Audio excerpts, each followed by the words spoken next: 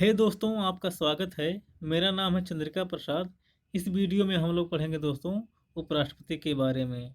इस वीडियो का PDF link मैं डिस्क्रिप्शन बॉक्स में डाल दूंगा और आप वहां से डाउनलोड कर लीजिएगा। चलिए शुरू करते हैं। उपराष्ट्रपति।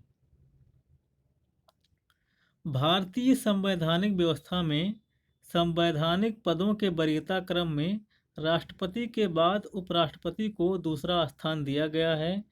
भारतीय संविधान में उपराष्ट्रपति पद का प्रावधान संयुक्त राष्ट्र अमेरिका के संविधान से ग्रहण किया गया है दोस्तों। अनुच्छेद 63। अनुच्छेद 63 के अनुसार दोस्तों भारत का एक उपराष्ट्रपति होगा। अनुच्छेद 64। अनुच्छेद 64 दोस्तों राज्यसभा का पदेन सभापति के रूप में उपराष्ट्रपति। उपराष्ट्रपति राज्यसभा का पदेन सभापति होगा और अन्य कोई लाभ का पद धारण नहीं करेगा।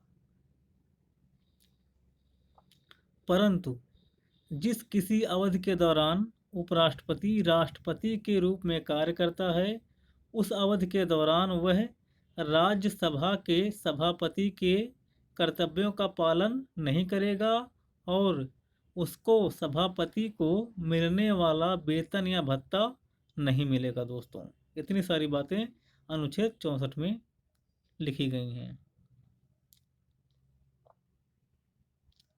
अनुच्छेद 65 कार्यवाहक राष्ट्रपति के रूप में।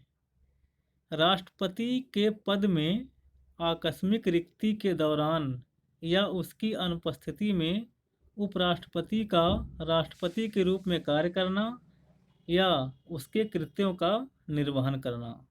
नंबर 1, राष्ट्रपति की मृत्यु, त्यागपत्र या पद से हटाए जाने पर अन्य कारण से उसके पद में हुई रिक्ति की दशा में उपराष्ट्रपति उस तारीख तक राष्ट्रपति के रूप में कार्य करेगा जिस तारीख को ऐसी रिक्ति को भरने के लिए इस अध्याय के उपबंधों के अनुसार निर्वाचित नया राष्ट्रपति अपना पद ग्रहण करता है। तब तक नोट: भारत में उपराष्ट्रपति केवल अस्थायी रूप से राष्ट्रपति के पद को धारण कर सकता है दोस्तों। नंबर 2,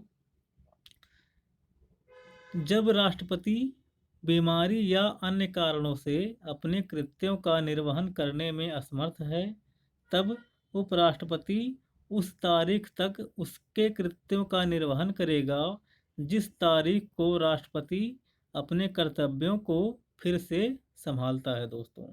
नोट नंबर 1, राष्ट्रपति यह निर्धारित कर सकता है कि वह कब अपने कार्यों को करने में असमर्थ है तथा किस समय वह पुनः अपने कार्य संपादित करना चाहता है।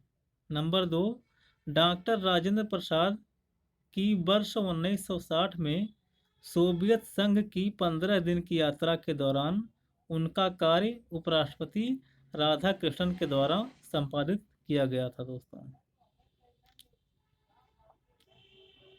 नंबर 3, जब उपराष्ट्रपति राष्ट्रपति के रूप में कार्य करता है या राष्ट्रपति के कृत्यों का निर्वहन करता है, तब उसे राष्ट्रपति की समस्त शक्तियां, उन्मुक्तियां और विशेषाधिकार प्राप्त होते हैं दोस्तों। नोट: राष्ट्रपति एवं उपराष्ट्रपति दोनों के पदों में आकस्मिक रिक्तियां होने पर या दोनों के अनुपस्थिति होने पर भारत का मुख्य न्यायाधीश कार्यवाहक राष्ट्रपति के रूप में कार्य करेगा। मुख्य न्यायाधीश की अनुपस्थिति में सर्वोच्च न्यायालय का वरिष्ठ न्यायाधीश राष्ट्रपति के रूप में कार्य करेगा दोस्तों।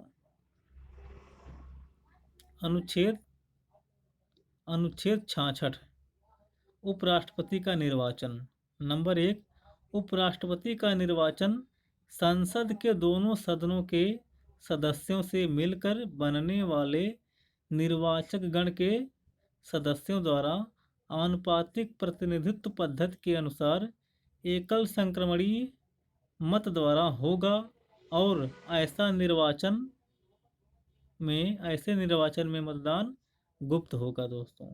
नोट: उपराष्ट्रपति पद के लिए प्रत्याशी का नाम उपराष्ट्रपति पद के लिए प्रत्याशी का नाम न्यूनतम 20 मतदाताओं द्वारा प्रस्तावित और न्यूनतम 20 मतदाताओं द्वारा अनुमोदित होना अनिवार्य है दोस्तों।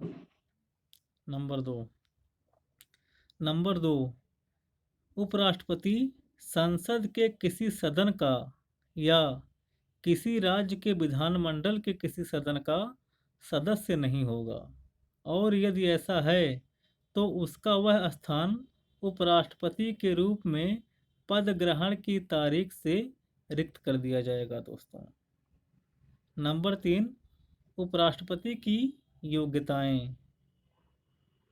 नंबर 3, उपराष्ट्रपति की योग्यताएं। कोई व्यक्ति उपराष्ट्रपति निर्वाचित होने का पात्र तभी होगा जब वह नंबर का भारत का नागरिक हो, नंबर ख 35 वर्ष की आयु पूरी कर चुका हो, और नंबर ग राज्यसभा का सदस्य निर्वाचित होने के योग्य हो दोस्तों, और नंबर 4 किसी लाभ के पद पर न हो।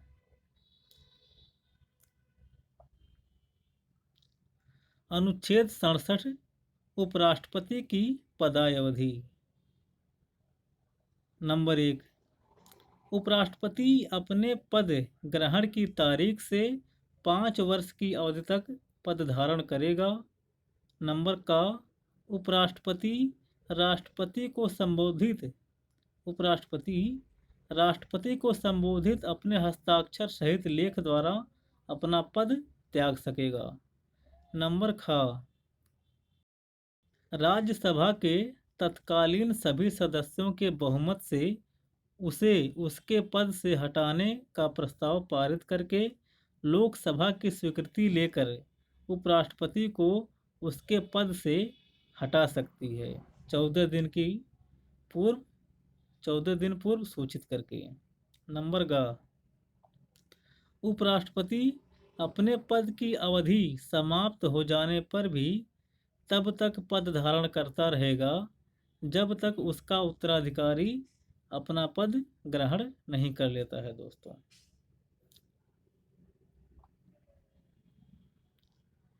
अनुच्छेद 68 उपराष्ट्रपति पद की रिक्ति भरना। नंबर 1, उपराष्ट्रपति की पदावधि की समाप्ति से हुई रिक्ति को भरने के लिए निर्वाचन पदावधि की समाप्ति से पहले ही पूर्ण करा लिया जाता है दोस्तों। नंबर 2, उपराष्ट्रपति की मृत्यु, त्यागपत्र या पद से हटाए जाने पर हुई रिक्ति के बाद यथाशीघ्र निर्वाचन होना तथा निर्वाचित व्यक्ति 5 साल। नंबर 2 मैं फिर से पढ़ दे रहा हूँ दोस्तों। उपराष्ट्रपति की मृत्यु, त्यागपत्र या पद से हटाए जाने पर हुई रिक्ति के बाद यथाशीघ्र निर्वाचन होगा तथा निर्वाचित व्यक्ति 5 वर्ष के लिए अपना पद धारण करेगा दोस्तों।